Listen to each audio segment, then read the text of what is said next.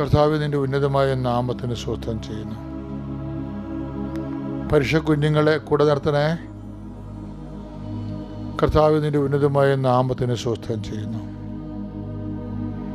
കർത്താവേ, നിന്റെ വിശുദ്ധ പൗരോഹിത്യത്തെ മഹത്വപ്പെടുത്തണമേ. കർത്താവേ, സഭയിലുള്ള സാന്നിധ്യം പ്രകടമാക്കണമേ. 39 വർഷം ഞാൻ അർപ്പിച്ച കുർബാനയുടെ യോഗ്യതയാൽ കൃപാസ്ഥാനത്താറ് ജീവനോടെ പ്രത്യക്ഷപ്പെട്ട പരിശുദ്ധ അമ്മയുടെ മാധ്യസ്ഥത്തിൽ കൃപാസ്ഥാനത്തിനകത്തും പുറത്ത് നടന്ന 10,000-കണക്കിന് ആരാധനയുടെയും ധ്യാനത്തിൻ്റെ ശക്തിയാൽ പിതാവിൻ്റെയും പുത്രൻ്റെയും പരിശുദ്ധാത്മാവിൻ്റെ നാമത്തിൽ ഞാൻ നിങ്ങളെ ആശീർവദിക്കുന്ന നിങ്ങളുടെ സന്ധിബന്ധങ്ങളിൽ കർത്താവിൻ്റെ അടുത്ത് നിറയട്ടെ. മാംസപേശികളിൽ കർത്താവിൻ്റെ അടുത്ത് നിറയട്ടെ. എല്ലാ രോഗികളും കർത്താവിൻ്റെ നാമത്തിൽ വിടുതൽ പ്രാപിക്കട്ടെ. Lord Jesus Christ, pour out His Spirit. Touch with the fire fingers, soak with the precious blood, Lord, and peace His Spirit, and with the authority of the Catholic Church, with the power of Jesus Christ, with the merit of some holy priesthood, I bless and hallelujah. എൻ്റെ കർത്താവിൻ്റെ ഉന്നതമായ നാമത്തെ സഭയുടെ അധികാരത്തിൽ കുരിശിൻ്റെ അടയാളത്തിൽ ദൈവശക്തിയാൽ ഞാൻ മക്കളെ ഈശോ നാമത്തെ ആശീർവദിക്കുന്നു. കർത്താവെ, സന്ധിബന്ധങ്ങളിൽ പത്താൻ്റെ നിറയട്ടെ. കർത്താവെ, മാംസപേശികളിലെ കർത്താവിൻ്റെ നിറയട്ടെ. എല്ലാ രോഗികളും, പീഡിതരും, കിടപ്പ് രോഗികളും, മനസ്സിടിഞ്ഞു പോയവരും, ഹൃദയം തകർന്നു പോയവരുടെ മേൽ കർത്താവിൻ്റെ വിശുദ്ധമായ രക്തം ഒഴുകട്ടെ. കർത്താവെ, നീ മക്കളെ ആശീർവദിക്കണമേ. പരീക്ഷ കുഞ്ഞുങ്ങളെ പ്രത്യേകം നീ ഏറ്റെടുക്കണം. കർത്താവെ, പഠിച്ചിട്ട് മനസ്സിലാകാത്ത കുഞ്ഞുങ്ങളോട് ചെയ്യേ, മനസ്സിൽ പതിഞ്ഞു നിൽക്കാൻ പറ്റാത്ത മനുഷ്യരുടെ കർത്താവെ, അവരെല്ലാം ആശീർവദിക്കുന്ന കർത്താവെ, മനസ്സിൽ പതിഞ്ഞു നിൽക്കാത്ത കുഞ്ഞുങ്ങളെ, പഠിച്ചിട്ട് മനസ്സിലാകാത്ത കുഞ്ഞുങ്ങളെ നിൻ്റെ തിരുമുറിവാർന്ന വലുതുകരം അനുഗ്രഹത്തിൻ്റെ അഭിഷേകകരം കർത്താവെ അവൻ്റെ മക്കളുടെ ശിരസിൽ വെക്കണമെന്ന് പ്രാർത്ഥിക്കുന്നു. ദൈവത്തിൻ്റെ കരുണ കർത്താവെ, നിൻ്റെ ഓരോ ഭവനത്തിലേക്ക് നീ കയറി ചെല്ലണമേ. കർത്താവ്, ഈ പ്രാർത്ഥനയോടുകൂടി കർത്താവെ, ഇന്നലെ വഴക്കിട്ട് ഉറങ്ങിയവർ, സങ്കടപ്പെട്ട് ഇന്ന് രാവിലെ വീട്ടിൽ നിന്ന് ഇറങ്ങിപ്പോകുന്നവർ എല്ലാവരുടെയും കൂടെ കർത്താവിൻ്റെ ചൈതന്യം ഉണ്ടാകട്ടെ. കർത്താവെ, പരസ്പരം വഴക്കിട്ടവർക്ക് പരസ്പരം നല്ല മാനസാന്തം നൽകി അവരെ ഐക്യപ്പെടുത്തണമേ. ഹൃദയത്തിൻ്റെ സ്നേഹത്താൽ പരിശുദ്ധ അമ്മയുടെ മാധ്യസ്ഥതയിലെ ദൈവസ്നേഹത്തിൽ അവർ നിറക്കണമേ എന്ന് പ്രാർത്ഥിക്കുന്നു. എൻ്റെ കർത്താവിൻ്റെ ഉന്നതമായ നാമത്തെ സഭയുടെ അധികാരത്തിൽ കുരിശടയാളത്തിൽ കർത്താവ് നിങ്ങളുടെ ജോലി, വീട്, വിവാഹം, താമസം, യാത്ര, സംരംഭങ്ങൾ, സംസാരങ്ങൾ, ഉദ്യോഗങ്ങൾ, അങ്ങനെയുള്ള എല്ലാ വിഷയങ്ങളെയും കർത്താവ് ആശീർവദിക്കട്ടെ. കർത്താവിൻ്റെ ശക്തിയിലേക്ക് ആവശ്യിക്കട്ടെ. കർത്താവിൻ്റെ ശക്തിയിലേക്ക് ആവശ്യിക്കട്ടെ. ഇന്ന് ആശുപത്രി പോകുന്നവർ, ഇന്ന് ടെസ്റ്റിന് പോകുന്നവർ, ഇന്ന് ബ്ലഡ് ടെസ്റ്റ് റിസൾട്ട് എടുക്കാൻ പോകുന്നവർ, ഇന്ന് പരീക്ഷയുടെ റിസൾട്ട് നോക്കാൻ പോകുന്നവർ, ഇന്ന് റിസൾട്ട് പ്രതീക്ഷിക്കുന്നവർ, കർത്താവ് ആർക്കും സങ്കടമില്ലാതെ ഈ പ്രാർത്ഥനയുടെ ശക്തിയാൽ എല്ലാവർക്കും സ്വസ്ഥതയും സമാധാനം കിട്ടി അവർക്ക് മേൽഗതി കിട്ടിയതായിട്ട് കർത്താവെ, അവർ അങ്ങയുടെ നാമത്തെ സന്തോഷിക്കാൻ ഇടയാക്കണമേ. കർത്താവ്, നിൻ്റെ നാമത്തെ മഹത്വപ്പെടുത്താൻ ഇടയാക്കണമേ. എൻ്റെ കർത്താവിനുമായ നാമത്തെ സഭയുടെ അധികാരത്തിൽ കുരിശിൻ്റെ അടയാളത്തിൽ ദൈവശക്തിയാൽ ഈശോ നാമത്തെ അനുഗ്രഹിക്കപ്പെടട്ടെ. സർവശക്തനായ പിതാവും ആകാശത്തിൻ്റെയും ഭൂമിയുടെയും സൃഷ്ടാവുമായ ദൈവത്തിൽ ഞാൻ വിശ്വസിക്കുന്നു. അവിടുത്തെ ഏകപുത്രനും ഞങ്ങളുടെ കർത്താവുമായ ഈശോ മിശിഹായിലും ഞാൻ വിശ്വസിക്കുന്നു. ഈ പുത്രൻ പരിശുദ്ധാത്മാവിനാൽ ഗർഭസ്ഥനായി കന്യകാമറിയത്തിൽ നിന്ന് പിറന്ന് പൊന്തിയോസ് പീലാത്തോസിന്റെ കാലത്ത് പീഡകൾ സഹിച്ച് കുരിശിൽ തറയ്ക്കപ്പെട്ട് മരിച്ച് അടക്കപ്പെട്ട് പാതാളങ്ങളിൽ ഇറങ്ങി മരിച്ചവരുടെ ഇടയിൽ നിന്ന് 3-ാം നാൾ ഉയർത്ത് സ്വർഗത്തിലേക്ക് എഴുന്നള്ളി സർവശക്തിയുള്ള പിതാവായ ദൈവത്തിൻ്റെ വലതുഭാഗത്തിരിക്കുന്നു. അവിടെ നിന്ന് ജീവിക്കുന്നവരെയും മരിച്ചവരെയും വിധിക്കുവാൻ വരുമെന്നും ഞാൻ വിശ്വസിക്കുന്നു. പരിശുദ്ധാത്മാവിലും ഞാൻ വിശ്വസിക്കുന്നു. വിശുദ്ധ കത്തോലിക്കാ സഭയിലും പുണ്യവാന്മാരുടെ ഐക്യത്തിലും പാപങ്ങളുടെ മോചനത്തിലും ശരീരത്തിൻ്റെ ഉയർപ്പിലും നിത്യമായ ജീവിതത്തിലും ഞാൻ വിശ്വസിക്കുന്നു. ആമേൻ. സ്വർഗ്ഗസ്ഥനായ ഞങ്ങളുടെ പിതാവേ, അങ്ങയുടെ നാമം പൂജിതമാകണമേ. അങ്ങയുടെ രാജ്യം വരണമേ.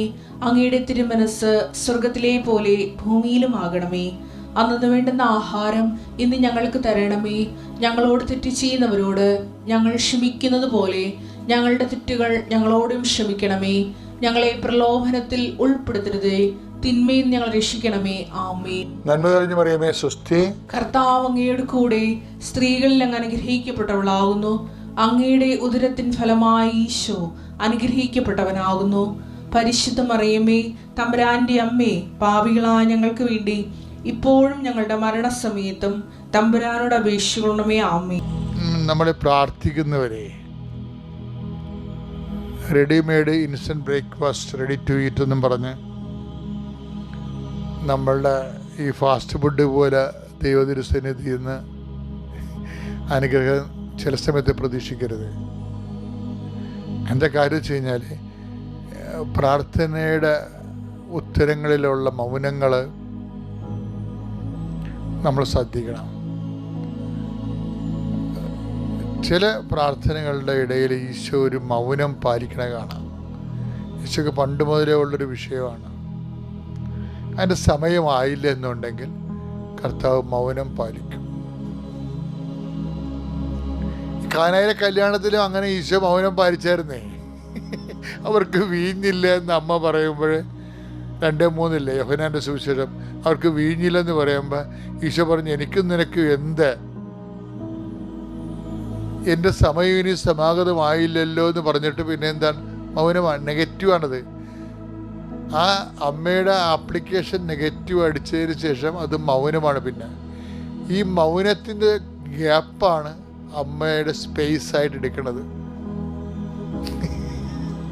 മൗനത്തിൻ്റെ ഗ്യാപ്പില്ലേ, ഈശോയുടെ മൗനത്തിൻ്റെ ഗ്യാപ്പ്, അതൊരു നെഗറ്റീവ് സൈലൻസാണ്. അതിൻ്റെ ഗ്യാപ്പ് അമ്മയുടെ സ്പേസായിട്ട് എടുക്കും. അതുകൊണ്ടാണ് ആ സ്പേസിൽ എന്ത് കോൺവെർസേഷൻ നടക്കണമെന്ന് ബൈബിൾ പറയത്തില്ല. പക്ഷെ നമ്മൾ കാണുന്നത് പിന്നീട് കലവക്കാരെല്ലാം ഈ വീഞ്ഞ് ഭരണികളിൽ വെള്ളം നിറക്കാൻ ഈശോ പറയുന്നതാണ്. അത് നമ്മൾ യോജിക്കണില്ല. എനിക്ക് നിനക്ക് എന്ത്, എൻ്റെ സമയം ഇനി സമാധാനം ആയിട്ടില്ലെന്ന് പറഞ്ഞാൽ അതുകൊണ്ട് നടക്കത്തില്ലെന്ന് അവരത് മാർജിനിട്ട് സംസാരിക്കുകയല്ലേ. അപ്പോൾ പിന്നെ മൗനമാണുള്ളത്. ഈ മൗനത്തിൻ്റെ ഇടയിലെ സ്പേസ് അമ്മയുടെ സ്പേസാണ്, അമ്മ ഇടപെടുന്ന സ്പേസാണ്. അമ്മയും അതിനോട് മൗനമായിട്ട് തന്നെ ആയിരിക്കും ഇടപെട്ടിട്ടുള്ളത്. ഒരു സൈലൻറ്റ് മീഡിയേഷൻ മറിയതിന് സാധ്യമാണ്. അമ്മയുടെ മൈൻഡ് റീഡ് ചെയ്തിട്ടാണ് ഈശോ ഇനി ഓപ്ഷൻ ഇല്ല എന്ന് മനസ്സിലാക്കുമ്പോഴാണ് ഭരണിയിൽ വെള്ളം നിറക്കാൻ പറയേണ്ടത്. അപ്പം ഈശോയുടെ സൈലൻസ് ഉണ്ട്, മാതാവിൻ്റെ സൈലൻസ് ഉണ്ട്. ഇത് നെഗറ്റീവ് സൈലൻസും ഉണ്ട്, പോസിറ്റീവ് സൈലൻസും ഉണ്ട്. ഇതെല്ലാം പോസിറ്റീവ് സൈലൻസാണ്. ആ ഒരു രോഗിയുണ്ടല്ലോ, ആരാണ്? മത്തായിയുടെ സുവിശേഷം 15:23 എന്നാൽ അവൻ ഒരു വാക്ക് പോലും ഉത്തരം പറഞ്ഞില്ല. മൗനം പാലിച്ച്. ആരാണ് ഈ സംഭവം അറിയാവാ? കാനങ്കാരി പിശാച് ബാധിച്ചെന്ന്, മകൾക്ക് പിശാച് ബാധിച്ചെന്ന് പറഞ്ഞ് യേശുവിൻ്റെ അടുത്ത് വരും. പക്ഷേ ഈശോ അതിന് ഒരു വാക്കും പറയുന്നില്ല. നമ്മൾ പ്രാർത്ഥിക്കുമ്പോൾ പക്ഷെ ഒരു സൈലൻസാണ്. ഇത് സൈലൻസ് ഓഫ് ജീസസ് ഭയങ്കരമാണ്. അതിന് ഒരു അർത്ഥങ്ങളൊക്കെ ഉണ്ട്, ചിലയിടത്ത് അർത്ഥങ്ങളുണ്ട്. എന്താണ് അർത്ഥം പറയണത്? ഇത് നിനക്കുള്ളതല്ലെന്നാണ് പറയണത്. ഇത് ഈ അനുഗ്രഹം നീ പ്രാപിക്കണമെങ്കിലേ കുറച്ച് സ്പിരിച്വൽ ഇൻഫ്രാസ്ട്രക്ചറൊക്കെ ഒന്ന് കറക്റ്റ് ചെയ്യേണ്ടി വരും. എന്താ കാര്യം? നിങ്ങൾക്ക് ഇതിൻ്റെ അകത്ത് ക്ലെയിം ഇല്ലെന്ന് പറയും. അപ്പം നിങ്ങളുടെ പ്രാർത്ഥനയ്ക്ക് ദൈവം മൗനമാനം പാലിക്കണമെങ്കിൽ അതിൻ്റെ അർത്ഥം നോ ക്ലെയിം എന്നാണ്. No claim please. അതിൻ്റെ കാരണം എന്താണ്? മക്കളുടെ അപ്പമാണെന്ന്.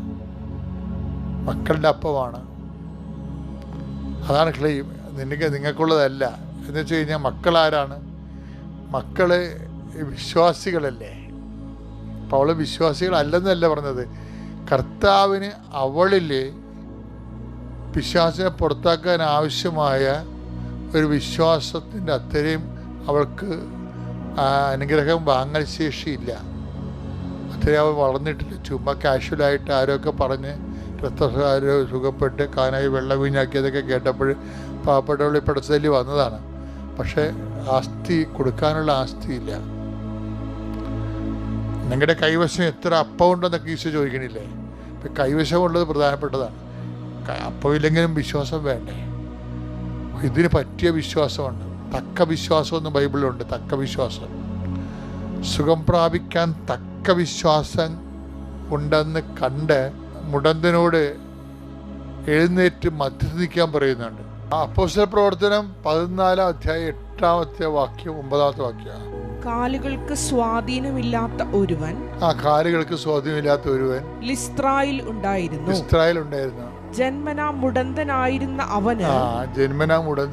അവന് ഒരിക്കലും നടക്കാൻ കഴിഞ്ഞിരുന്നില്ല. പൗലോസ് പ്രസംഗിക്കുന്നത് അവൻ കേട്ടു. പൗലോസ് അവനെ സൂക്ഷിച്ചു നോക്കി. സൗഖ്യം പ്രാപിക്കാൻ തക്ക വിശ്വാസം. അതാണ് സംഭവം. സൗഖ്യം പ്രാപിക്കാൻ തക്ക വിശ്വാസം. വിശ്വാസം എന്നല്ല അവിടെ പറയണത്, തക്ക വിശ്വാസം. അവനുണ്ടെന്ന് കണ്ട് പൗലോസ് ഉച്ചത്തിൽ പറഞ്ഞു, എഴുന്നേറ്റ് കാലുറപ്പിച്ചു നിൽക്കുക. അവൻ ചാടി എഴുന്നേറ്റ് നടന്നു. ഇതാണ് സംഭവം. ഇവിടുത്തെ വിഷയം എന്ന് പറയുന്നത്, ഇപ്പൊ ഈ കാനങ്കാരിക്ക് സംഭവിച്ചിരിക്കുന്നത്, അവള് കർത്താവിന്റെ പിന്നാലെ വരുന്നുണ്ടെങ്കിൽ അവൾക്ക് അവളുടെ ആ ഒരു വിഷയത്തിന് തക്ക വിശ്വാസം അവളുടെ കയ്യിലില്ല. ആ വിശ്വാസം ജനറേറ്റ് ചെയ്യാൻ വേണ്ടി കർത്താവ് അവളെ പ്രകോപിപ്പിക്കുന്നുണ്ട്. എന്താണ് പറയണത്? മക്കളുടെ അപ്പം എടുത്ത് പട്ടികൾക്ക് കൊടുത്ത് വിഹിതമല്ല. അത് യഹൂദന്മാരുടെ അന്നത്തെ കാഴ്ചപ്പാട് ഈശോ പറയണതല്ല, ഈശോ കാഴ്ചപ്പാടല്ലത്. പക്ഷേ അവളതിനെ റെസ്പോണ്ട് ചെയ്യണത് ഭയങ്കരമാണ്. കർത്താവ് അത് ശരിയാണെന്ന്, അവൾ തെറ്റാണെന്നല്ല പറഞ്ഞു, അത് ശരിയാണ്. എന്നാൽ അവൾ പറയുന്ന ഒരു ചെക്ക് വെക്കുന്നുണ്ട്. എന്താണ്?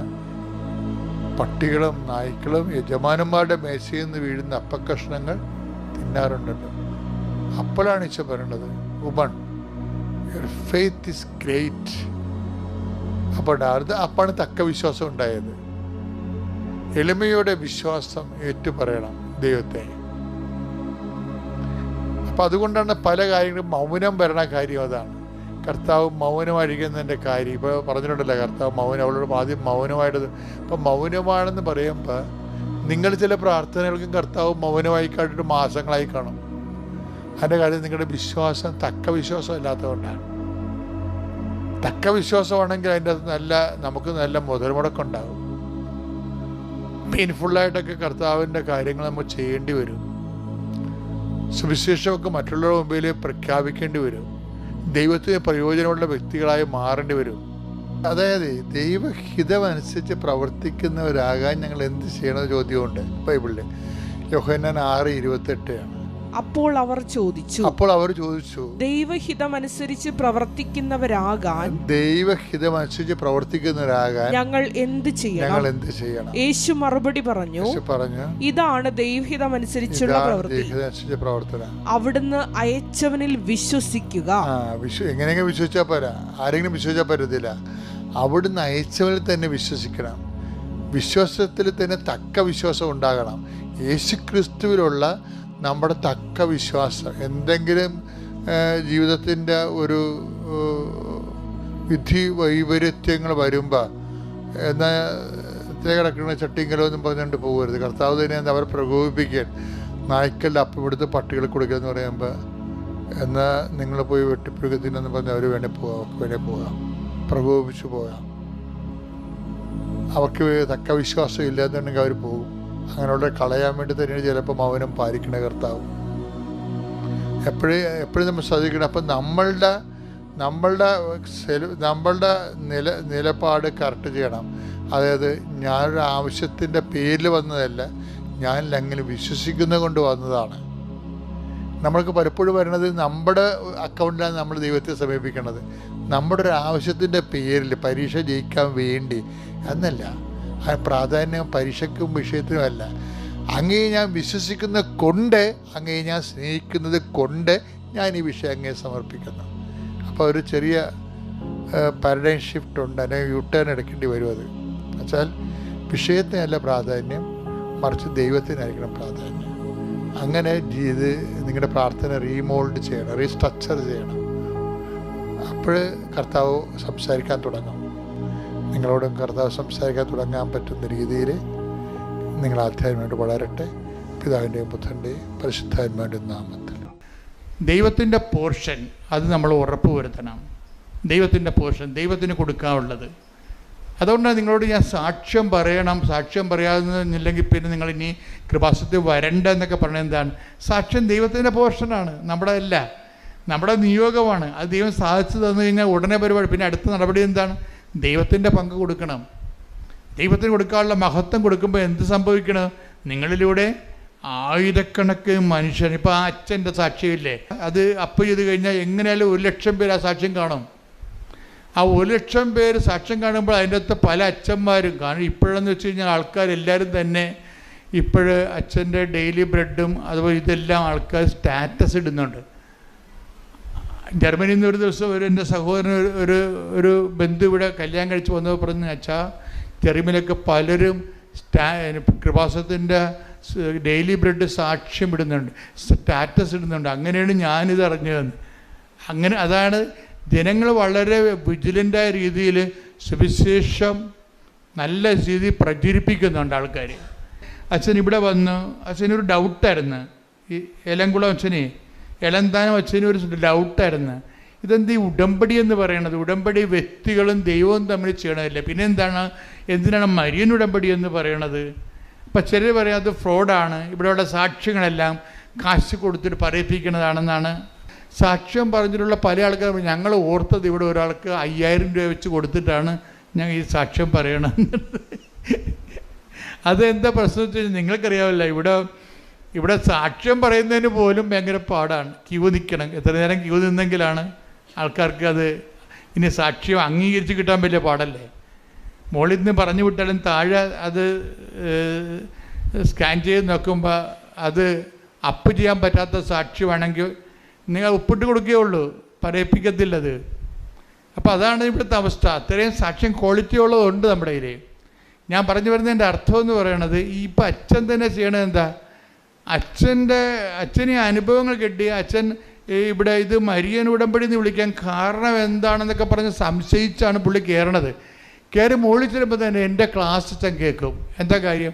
നിങ്ങൾക്ക് സംശയമുണ്ട്, എന്താണ്? ദൈവത്തോടല്ലേ ഉടമ്പടി ചെയ്യണത്, പിന്നെ എന്താ മരിയൻ ഉടമ്പടി എന്ന് പറയണത്? അപ്പോൾ ഞാൻ ക്ലാസ്സിലൂടെ പറയും, മരിയൻ ഉടമ്പടി എന്ന് വെച്ച് കഴിഞ്ഞാൽ നമ്മൾ ദൈവത്തോട് തന്നെയാണ് ഉടമ്പടി ചെയ്യണത്, പക്ഷേ ആരുടെ മധ്യസ്ഥതയിൽ? മാതാവിൻ്റെ മധ്യസ്ഥതയിൽ. അതാണ് മരിയൻ ഉടമ്പടി എന്ന് പറയണത്. കാരണം അമ്മയല്ലേ പറഞ്ഞത് അവൻ പറയണത് പോലെ ചെയ്യണമെന്ന്. അപ്പം അവൻ പറയണത് പോലെ ചെയ്തോളാമെന്നല്ലേ നമ്മൾ ദൈവത്തോട് ഉടമ്പടി ചെയ്യണത്? ആരുടെ മധ്യസ്ഥതയിൽ? മാതാവിൻ്റെ മധ്യസ്ഥത. അതാണ് മരിയൻ ഉടമ്പടി. ശ്രദ്ധിക്കട്ടെ.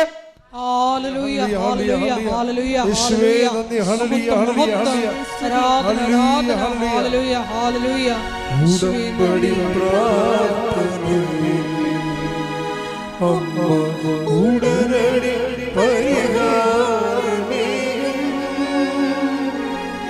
ഉടമ്പടി പ്രാർത്ഥനയിൽ അമ്മ ഉടനടി പരിഹാരമേയും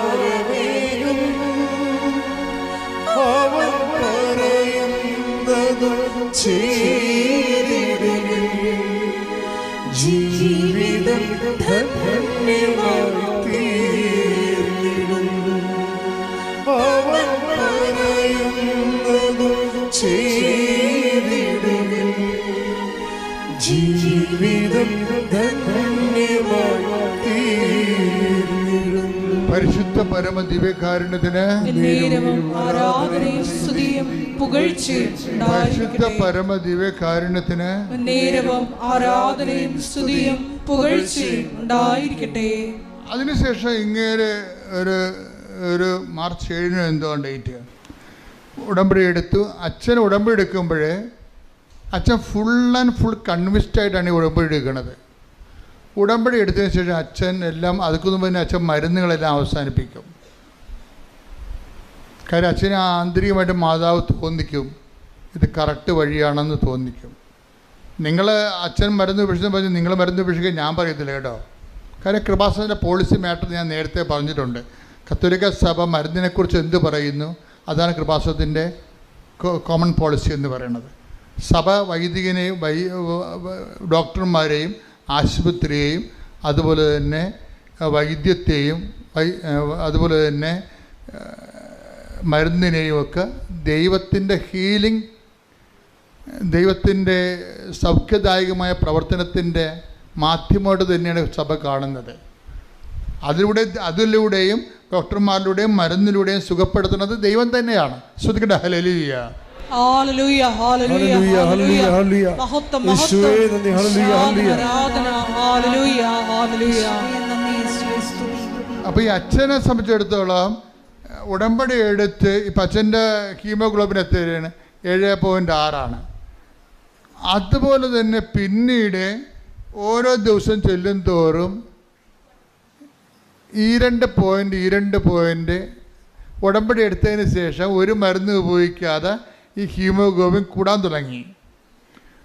2 പോയിൻ്റ് കൂടി ഒരു 7 ദിവസം കഴിഞ്ഞപ്പോഴുണ്ട് അച്ഛൻ്റെ ഹീമോഗ്ലോബിൻ 14.2 ഹല്ലേലൂയ, യേശുവേ നന്ദി.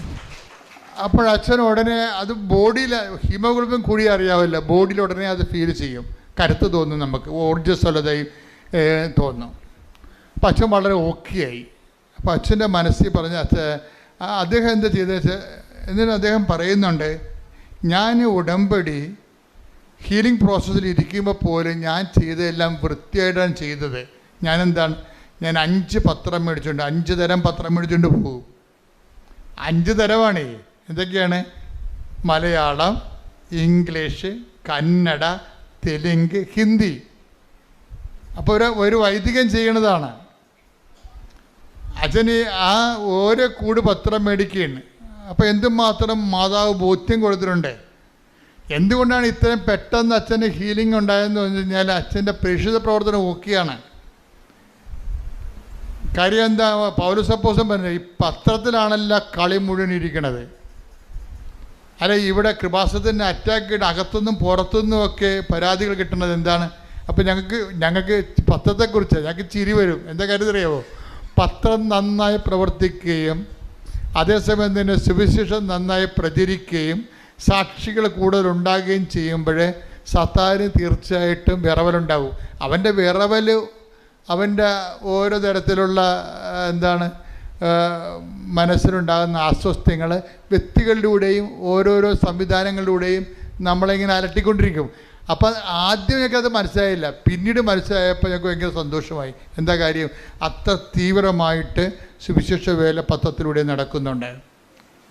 ഇപ്പോൾ ധ്യാനഗുരുക്കന്മാർ വരെ അതിപ്പോൾ അംഗീകരിച്ചിട്ട് അവരവരുടെ ശുശ്രൂഷകളോട് പറയാൻ തുടങ്ങി, നിങ്ങൾ കണ്ടിട്ടില്ലേ? അപ്പോൾ ഈ അച്ഛൻ ഇത് എല്ലാ ഭാഷകളിലുമുള്ള പത്രങ്ങൾ വാങ്ങിക്കും.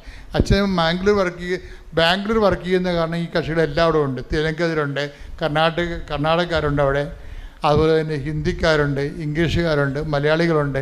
എല്ലാ പത്രവും മേടിച്ചിട്ട് അച്ഛൻ പറയുകയാണ്, ഞാൻ ചുമ്മായല്ല പത്രം കൊടുക്കുന്നത്, ഞാൻ കർത്താവിനെക്കുറിച്ച് പറഞ്ഞു കൊടുക്കും. അതാണ് വിഷയം. പത്രം ഇങ്ങനെ രാവിലെ പത്രക്കാരൻ വന്ന് സൈക്കിളെ ബെല്ലടിച്ചിട്ട് പറന്നൊക്കെ വരത്തില്ലേ? നമ്മുടെ മുറികളിലേക്ക്, ഇളംതിണ്ണയിലേക്ക്, പോട്ടിക്കയിലേക്ക് പത്രം അങ്ങനെ കൊടുക്കുകയില്ല. മറിച്ച് ഇതിൻ്റെ ഉദ്ദേശം എന്താണ്? കർത്താവിനെ അറിയാത്തവരെ അറിയിക്കുക, അറിഞ്ഞവരെ ആഴപ്പെടുത്തുക. അപ്പം അച്ഛൻ ചെയ്യണത് എന്താണ്? ഞാൻ അവരവരുടെ ഭാഷ, അച്ഛൻ എല്ലാ ഭാഷയും അറിയാം, അതുകൊണ്ട് അവരവരുടെ ഭാഷ മനസ്സിലാക്കിയിട്ട് അവരോട് അച്ഛൻ്റെ അനുഭവങ്ങൾ ആ ഭാഷയിൽ സംസാരിക്കും. തെലുങ്കിലോ കന്നഡയിലോ ഹിന്ദിയിലോ മലയാളത്തിലോ സംസാരിച്ചതിന് ശേഷമാണ് അച്ഛൻ ഈ പത്രം കൊടുക്കുന്നത്. പിന്നെ എങ്ങനെ ദൈവം വിട്ടുമാറണത്? അപ്പം അത് അദ്ദേഹത്തിന് വർക്ക് സിസ്റ്റമല്ലേ, സത്യസന്ധമല്ലേ, വർക്ക് സത്യസന്ധമല്ലേ? അതുകൊണ്ട് തന്നെ ദൈവം അദ്ദേഹത്തിലൂടെ ഇത് മാത്രമല്ല, അതായത് ഈ ബൈബിളിൽ പറയുകയും ഈ പത്രം കൊടുക്കുന്നത് എന്താ നിങ്ങൾക്കറിയാവില്ല. പത്രം എന്ന് പറഞ്ഞാൽ എന്താണ്? ഞാൻ എപ്പോഴും പറയും, അത് വെന്ത ചോറാണ്. സുവിശേഷം നെല്ലാണെങ്കിൽ അതിൻ്റെ ചോറാണ്. അത് വേവിച്ച് ജനങ്ങളുടെ അനുഭവങ്ങളാകുന്ന കറികളോട് കൂടിയാണ് ഇത് വിളമ്പിരിക്കണത്. പത്രത്തിൽ വിളമ്പിരിക്കണത് എന്താണ്? അത് ചോറും കറിയുമാണ്. വചനം എന്താ? ജനങ്ങളുടെ അനുഭവങ്ങൾ ആ വചനം ഓരോ വ്യക്തികളും വിശ്വാസം, പ്രത്യാശ, ദൈവസ്നേഹം എന്നിവ കൊണ്ട് പാചകം ചെയ്യുമ്പോൾ ആ നെല്ല് ചോറായിട്ട് വെന്തിട്ട് അതിൻ്റെ കൂടെ അവിടെ അനുഭവങ്ങളാകുന്ന കറികളോട് കൂടി ഒരു വിഭവമായിട്ടാണ് നമ്മളത് ജനങ്ങളിലേക്ക് എത്തിക്കണത്. പത്രം ഒരു സുവിശേഷ വിഭവം. കൈയടിക്കട്ടെ, സ്തുതിക്കട്ടെ. ഹല്ലേലൂയ. ഹല്ലേലൂയ ഹല്ലേലൂയ ഹല്ലേലൂയ ഹല്ലേലൂയ ഹല്ലേലൂയ ഹല്ലേലൂയ ഹല്ലേലൂയ ഹല്ലേലൂയ വാസ്തവത്തിലൂടെ വലിയ അടയാളങ്ങളും അത്ഭുതങ്ങളും ജനങ്ങൾക്ക് ആരാധനയിലൂടെ ഞങ്ങളെ അഭിഷേകം ചെയ്യണമേ. ഹല്ലേലൂയ